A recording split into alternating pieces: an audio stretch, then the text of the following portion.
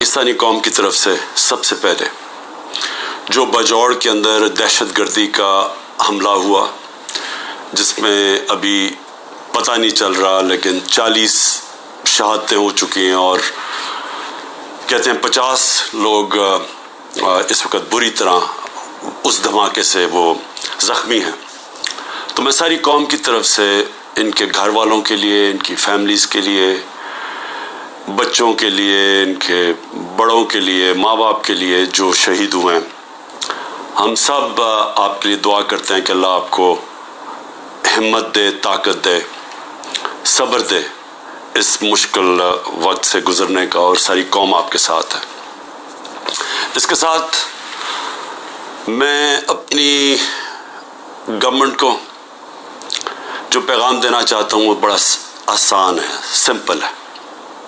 पैगाम ये है कि जब सारी आपकी resources, intelligence agencies, security forces, उनका सिर्फ एक ही मकसद हो कि मुल्क की सबसे बड़ी जमात, उसको किसी ना किसी तरह ख़त्म किया जाए, हर किस्म के उनके ऊपर केसेस किए जाएं, उनको जेलों में डाला जाए, उनके घरों के ऊपर हमले किए जाएं, उनके लिए उनके रिश्तेदारों का पता चलवाओ, उनकी बिजनेसेस बंद करो और किसी ना किसी तरह इनको ख़त्म करो।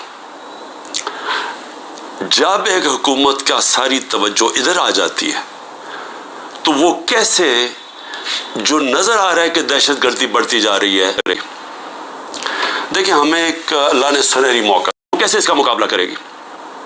देखिए हमें एक अल्लाह ने सुनहरी मौका दिया था जब अफगान गवर्नमेंट गिरी और जो नई हुकूमत तालिबान की आई, तो हमारे पास एक सुनहरी मौका था कि हम इस दहशतगर्दी के ऊपर पूरी तरह काबू पा जाए। क्योंकि हमारा सबसे बड़ा क्या था कि जी गनी हुकूमत के दौरान 3 डिफरेंट दहशतगर्द ग्रुप्स पाकिस्तान में वारदात करते थे। एक था दाइश या आईएसएल, दूसरी टीटीपी और तीसरा था जो बलोच के लिबरेशन BLA।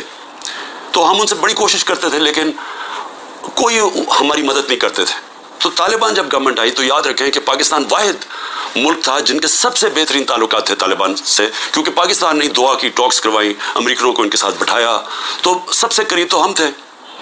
तो असूलन तो हमें सीधी तौर उसका फ़ायदा उठाना चाहिए था। और ये जो ट्रांजिशन थी जिसमें वो हमारी मदद करने के लिए तैयार थे कि जो TTP को यहाँ सेटल करना था उसमें हम पूरी तरह तवज्जो देते, उनका बंदोबस्त करते कि जब वो यहाँ आना था उस मसले को वहाँ हल करते, और अफगान गवर्नमेंट पूरी तैयार थी मदद करने के लिए। लेकिन तवज्जो वहाँ से हट गई, गवर्नमेंट जैसे हमारी गई वहाँ से तवज्जो हट गई, और उसके बाद आहिस्ता आहिस्ता हम देखते आ रहे हैं कि ये दहशतगर्दी बढ़ती जा रही है। 636 एक साल में पख्तूनख्वा में सिर्फ दहशतगर्दी के वाक़या हुए हैं, जिसमें पख्तूनख्वा की पुलिस को सबसे ज़्यादा इसका नुकसान उठाना पड़ा है। और उसके अलावा बलूचिस्तान में और वो जो कैंटोनमेंट पे योब में अटैक हुआ। तो मेरी फिर से दरख्वास्त है कि ये मसला और बढ़ता जाएगा अगर अभी पूरी तरह तवज्जो ना दी और अपनी प्रायोरिटीज़ ठीक करें। ये जो तहरीक इंसाफ है ये मुल्क दुश्मन नहीं है। जो मुल्क की जो अवाम, जिस 70% 75% अवाम जिस जमात के साथ खड़ी है वो मुल्क से ना गद्दारी कर सकती है ना उसकी दुश्मन है। तो उसके ऊपर पूरी तवज्जो दे के और यहाँ नज़रअंदाज करना कि जो एक मसला बढ़ता जा रहा है, तो मैं समझता हूँ कि इससे ज़्यादा जुल्म मुल्क से नहीं हो सकता। आगे माशी तौर पे हमारे हालात उधर पहुँच गए हैं जिधर आम आदमी, तनख्वाहदार तबका, उसका जीना मुश्किल है। बिजली का बिल, जो आज बिजली का बिल दे रहा है कि वो बैग जो 55-60 रुपए किलो था आटे का, वो पहुँच गया 150 रुपए किलो पे। जो चावल है वो तकरीबन दुगने हो गए चावल की कीमत। तो हर चीज़ जो ये महंगी हुई है, रुपया तेज़ी से गिर गया। तो पूछेंगे तो सही कि लोग कि एक तो हुकूमत बदल के ये अजाब आ गया, और उसके बाद जो दहशतगर्दी ख़त्म हो गई थी, बिल्कुल नीचे चली गई थी, वो फिर से बढ़नी शुरू हो गई। और उसके अलावा किसी को यही नहीं पता कि अब मुल्क जा किधर रहा है। ना कोई कानून है, ना मुल्क की कोई आइन की किसी को परवाह है। अदालतों के ऊपर अलहदा प्रेशर डाला हुआ है।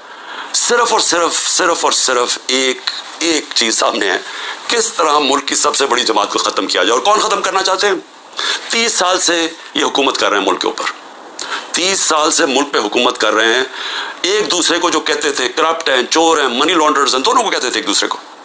ایک دوسرے کے خلاف کیسز بنائے, کیسز ثابت بھی ہوئے, ملک سے باہر بھی بھاگ جاتے تھے, تو کیا مستقبل ہے؟ اور وہ اسی لیے ہے کہ کسی کو سمجھ نہیں آ رہی ملک جا کدھر رہا ہے, کہ ایک پارٹی کو ختم کرتے کرتے سارے ملک کے ادارے تباہ کر دیے. کسی ادارے کے اوپر لوگوں کو اس وقت اعتماد نہیں ہے. ایف آئی اے کو تو لگایا ہوا ہے کہ جی کسی نہ کسی طرح پکڑو عمران خان کو اور یہ پی ٹی آئی کی لیڈرشپ کو, کسی طرح سائفر پہ پکڑ لو. یہ نہیں پتا کہ سائفر جتنی سائفر پہ بات ہوتی ہے تو ساری انگلی ان کے اوپر آتی ہیں. یہ جو آج اقتدار میں بیٹھے ہوئے ہیں, یہ ساری انگلی ان کے اوپر اٹھتی ہے.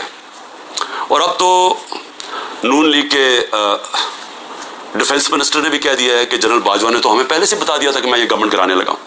اس نے تو یہ کہا ہے کہ اگر کرونا نہ آتا تو یہ تو 1 سال کے اندر گورنمنٹ گر گئی تھی ہماری, اور پنجاب تو وہ پہلے کرانا چاہتے تھے, اس کے بعد کہتے تھے تم سینٹر بھی لے لو.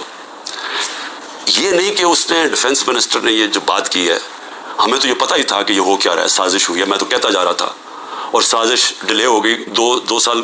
اگر کرونا کے نہ آتے تو اس کے وہ بھی کہتا ہے کہ گورنمنٹ پہلے چلی جانی تھی.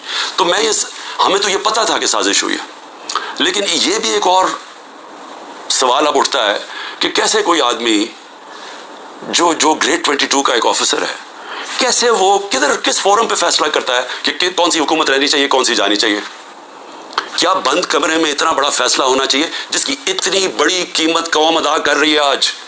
آج جدھر ہم پہنچ گئے ہیں, آج پاکستان کے حالات ہیں, اندر سے لوگ باہر جا رہے ہیں اور باہر سے لوگ پاکستان کو پاکستان دیکھ رہے ہیں. تو جب اس طرح کے حالات ہوں, کیا ملک کو صرف یہی کام کرنا چاہیے کہ کسی نہ کسی طرح جو عوام کی آواز بند کی جائے؟ پہلے الیکشن اناؤنس ہوئے 14 مئی کو, پنجاب کے الیکشنز کانسٹیٹیوشن کے مطابق. سپریم کورٹ آرڈر کرتا ہے, گورنمنٹ مانتی نہیں ہے. اسی وقت مجھے ویسے افسوس سے کہنا پڑتا ہے کہ سپریم کورٹ کو اس وقت اپنی ریٹ قائم کرنی چاہیے تھی. ہمیں افسوس ہے کہ انہوں نے اس حکومت کو آئین کو توڑنے کی اجازت دے دی. جب آپ نے ان کو کوئی ایکشن ہی نہیں لیا تو اس کا مطلب گورنمنٹ اور تو چوڑی ہو گئی. اب تو کھل کے کہہ رہی ہے کہ اگر سپریم کورٹ فیصلہ بھی کرتا ہے ملٹری کورٹس پہ ہم مانیں گے نہیں, کیونکہ اب تو ان کے لیے تو پاکستان اب جو طاقتور بیٹھا ہوا ہے وہ فیصلہ کرے گا آئین کا کون سی شک ماننی ہے کون سی نہیں ماننی. تو میں صرف اس کا یہ آگے بڑھنے سے پہلے یہ جو جنرل باجوہ کی باتیں اب سامنے آ رہی ہیں, کئی ایسی باتیں ہیں جو میں اس لیے نہیں کرتا, میں اپنے اداروں کو نقصان نہیں پہنچانا چاہتا, لیکن جو جس طرح انہوں نے ایک سازش کر کے گورنمنٹ گرائی اور کیسے وہ ملے ہوئے تھے دوسروں کے ساتھ, یہ جو پی ڈی ایم کے لوگوں کے ساتھ کیسے ان کے رابطے تھے, اور کیسے انہوں نے جو سب سے بڑا ظلم کیا کہ احتساب کا عمل ختم کیا. احتساب یاد رکھیں کہ جو کرپشن کیسز تھے, میں بار بار کہتا ہوں 95% ہمارے پہلے کے کرپشن کیسز آ رہے تھے, ہمیں وراثت میں ملے تھے, ہم نے نہیں بنائے تھے. میرے اوپر تو آج 200 کیسز تقریباً ہو چکے ہیں چند مہینے کے اندر. ان کے اوپر 2-3 کیسز تھے اور وہ سارے پرانے بنے ہوئے تھے, 95% پرانے کیسز تھے.